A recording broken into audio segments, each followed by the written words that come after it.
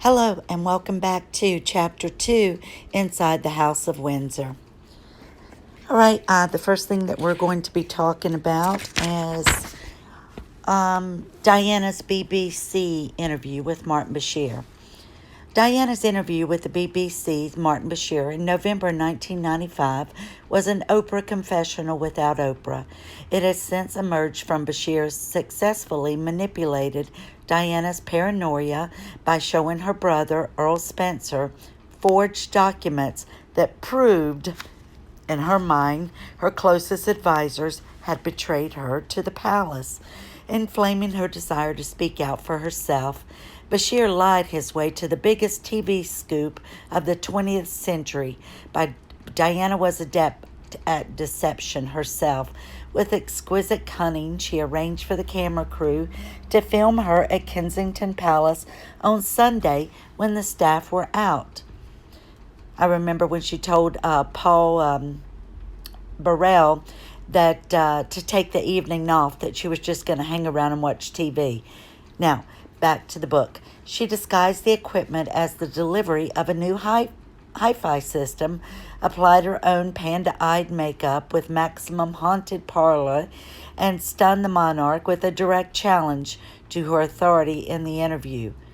"I'd like to be the queen of people's hearts." It was just impudent. "I was the separated wife of the Prince of Wales," clearly a jab. "I was a problem, full stop. Never happened before. What do you do with her?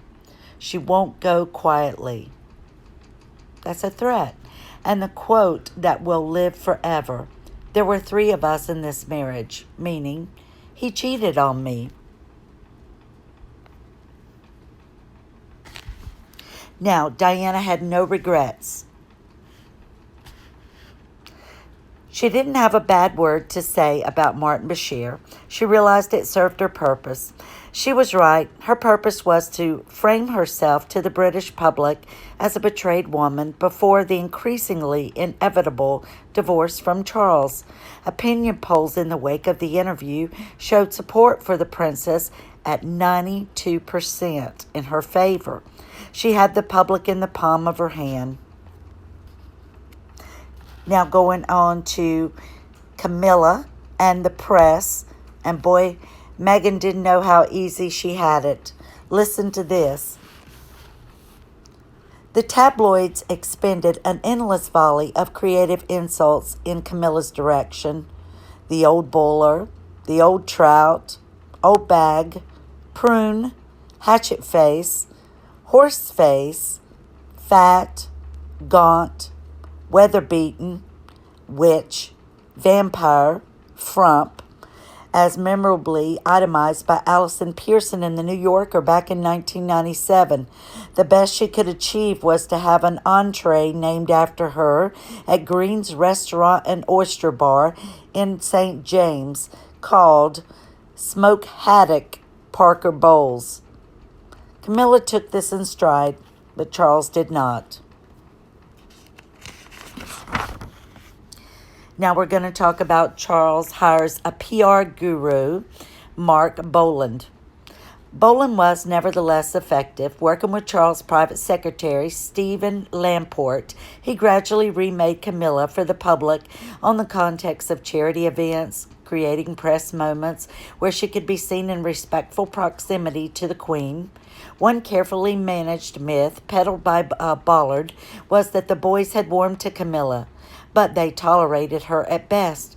In his early 30s, now remember this, early 30s, Harry was still complaining bitterly to his friends that Camilla had converted his old bedroom at Highgrove, Charles' Gloucestershire estate, into an elaborate dressing room for herself. So he's in his 30s, and this is even shortly before he met Meghan. He's still whining and whinging and complaining to his friends that his bedroom he had at Highgrove House was turned into her dressing room. Well, good Lord, I don't think that he had to live there with her anymore, and he's a grown man, middle-aged man. What does he have to be whining about?